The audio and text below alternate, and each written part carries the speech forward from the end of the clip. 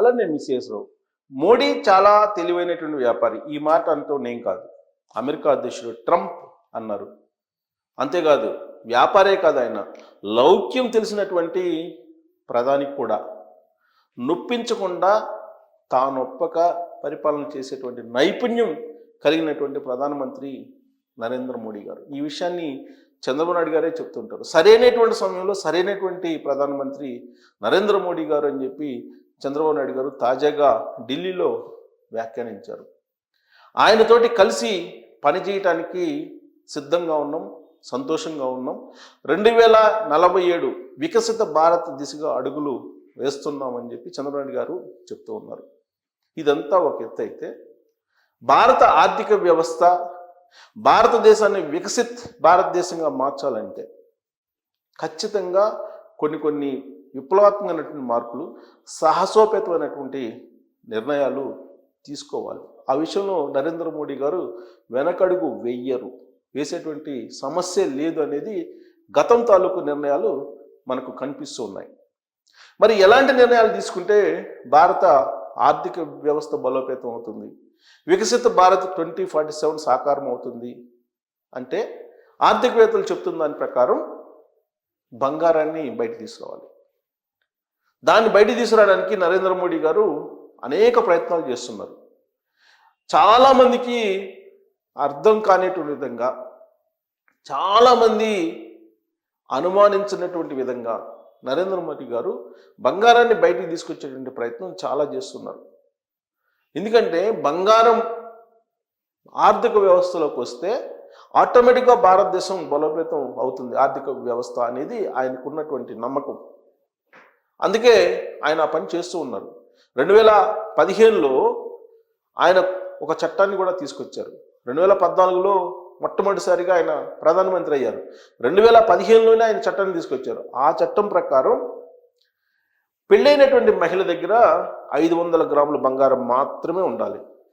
పెళ్లి కానిటువంటి మహిళ దగ్గర 250 గ్రాములు మాత్రమే ఉండాలి. పెళ్ళైనా పెళ్లి కాకపోయినా పురుషుల దగ్గర 100 గ్రాములు మాత్రమే బంగారం ఉండాలి. ఇది చట్టం చెబుతోంది. ఆయన 2015లో చేసినటువంటి చట్టం చెబుతోంది. ఆ చట్ట ప్రకారం మాత్రమే మీ దగ్గర బంగారం ఉండాలి. కానీ చట్టానికి విరుద్ధంగా కేజీల కొద్ది బంగారం ఉన్నటువంటి వాళ్ళు చాలామంది ఉన్నారు. మరి వాళ్ళందరినీ ఎలా భారత ఆర్థిక వ్యవస్థలోకి తీసుకురావాలి? ఇది ఒక సవాల్. అలాగే బ్లాక్ మనీ కలిగినటువంటి వాళ్ళు బంగారం కొనుగోళ్లు చేస్తూ ఉన్నారు. మరి వాళ్ళని ఎలా నియంత్రించాలి? ఇది మరొక సవాల్ ప్రధానమంత్రి నరేంద్ర మోడీ గారికి. ఉన్నటువంటి బంగారాన్ని బయటికి తీసుకురావడం టఫ్, కొనుగోలుని నియంత్రించడం ఈజీ. అందుకే నరేంద్ర మోడీ గారు కొన్ని ఆంక్షలని పెట్టారు. ఆయన హయాంలో వచ్చినటువంటి ఆంక్షలు ఏంటంటే 2 లక్షలకి మించి లిక్విడ్ క్యాష్ తీసుకోవడానికి లేదు ఏ బంగారం షాప్ వాళ్ళైనా. 2 లక్షల వరకు మాత్రమే, 2 లక్షల విలువైన బంగారాన్ని మాత్రమే కరెన్సీకి ఇవ్వాలి, లిక్విడ్ క్యాష్కి. అంతకు మించి ఇవ్వడానికి లేదు. అంతకు మించి నువ్వు బంగారం కొనుగోలు చేయాలంటే ఖచ్చితంగా డిజిటల్ పేమెంట్ చేయాలి, ఆన్లైన్ పేమెంట్ చేయాలి. ఆన్లైన్ పేమెంట్ చేసినప్పుడు ఆటోమేటిక్గా మీకు రిటర్న్స్లో ఈ లెక్క కనిపిస్తూ ఉంటుంది. అందుకే ఆ ఆంక్ష పెట్టారు. మరి అది అమలు అవుతుందా అని అంటే ప్రాక్టికల్గా అమలు కావట్లేదు. దాన్ని అమలు చేయాల్సినటువంటి బాధ్యత ప్రభుత్వాల మీద ఉంది. ఫెడరల్ సిస్టంలో భారత ప్రభుత్వం ఒక చట్టాన్ని తయారు చేస్తే ఆ చట్టాన్ని అమలు చేయించాల్సిన బాధ్యత రాష్ట్ర ప్రభుత్వాల మీద కూడా ఉంటుంది. మరి రాష్ట్ర ప్రభుత్వాల్లో ఆ చట్టాన్ని ఇంప్లిమెంట్ చేస్తున్నాయంటే చేయించట్లేదు. బంగారం షాపుల్లో జరుగుతున్నటువంటి అక్రమాలు, లూప్ హోల్స్ అనేక ఉన్నాయి. వాటిని నియంత్రించకపోవడంతో ఇప్పుడు బ్లాక్ మనీ కాస్త గోల్డ్లోకి వచ్చేస్తుంది. కుబేరులు గోల్డ్ని భారీగా కొనుగోలు చేస్తున్నారు, దాన్ని హోల్డ్ చేస్తున్నారు, దాచిపెడుతున్నారు. దాంతో భారత ఆర్థిక వ్యవస్థ కుదేలైపోతుంది. ఒకవైపు ఏమో బ్లాక్ మనీ, ఇంకొక వైపు ఏమో ఆ బ్లాక్ మనీని గోల్డ్ రూపంలో హోల్డ్ చేయటం. ఈ రెండు కూడా 2 ప్రమాదకరమైనటువంటి అంశాలు భారతదేశానికి. అందుకే ఇప్పుడు నరేంద్ర మోడీ గారు సాహసోపేత నిర్ణయాలు తీసుకోవాలి. 370 రద్దు ఎంత ధైర్యంగా చేశారో అంతకు మించినటువంటి ధైర్యం ఉండాలి ఈ రెండింటిని సరిచేయాలంటే. కారణం ఏంటంటే ఇది సెంటిమెంట్తో కూడుకున్నటువంటి అంశం. మహిళలు ఎవరు కూడా బంగారం జోలికి వస్తే అంగీకరించరు. కాకపోతే నరేంద్ర మోడీ గారు ఎవరి జోలికి వెళ్ళాలి? కుబేరులు బంగారాన్ని హోల్డ్ చేసేటువంటి వాళ్ళ జోలికి వెళ్ళాలి. సామాన్య మహిళల జోలికి వెళ్ళడానికి లేదు, వెళ్ళకూడదు కూడా. వెళితే రాజకీయంగా ఏం జరుగుతుందో మనకన్నా కూడా నరేంద్ర మోడీ గారికి తెలుసు. అందుకే ఆ మధ్యకాలంలో ఆయన గోల్డ్ మీద అలాగే భూముల మీద రిస్ట్రిక్షన్స్ పెట్టాలని ప్రయత్నం చేసి ఒక అడుగు వెనక్కి వేశారు. అయినంత మాత్రం చేత పర్మనెంట్గా ఆయన వెనకడుగు వేసినట్టు భావించడానికి లేదు. వికసిత భారత్ సాకారం కావాలంటే ఖచ్చితంగా ఆంక్షలకి మరింత పదును పెట్టాలి. బంగారం కొనుగోలు మీద ఉన్నటువంటి బంగారాన్ని చీకటిలో నుంచి బయటికి తీసుకురావాలి. అప్పుడే వికసిత భారత్ సాధ్యం. 30,000 టన్నులకు పైగా ప్రైవేటు వ్యక్తుల దగ్గర బంగారం ఉంది, దాన్ని బయటికి తీసుకురావాలి. భారత్లో ఉండేటువంటి మహిళలు బంగారం అంటే మక్కువ, వాళ్ళకి తప్పేం లేదు. కాకపోతే సక్రమంగా కొనుగోలు చేశారా, అక్రమ డబ్బుతో కొనుగోలు చేశారా అనే దాని మీదనే ఆధారపడి ఉంటుంది. చట్టానికి విరుద్ధంగా ఉన్నటువంటి బంగారం మొత్తం బయటికి రావాలి. చట్ట ప్రకారం నేను ఇందాక చెప్పాను కదా, 500 గ్రాములు మాత్రమే పెళ్ళి అయినటువంటి మహిళల దగ్గర ఉండాలి.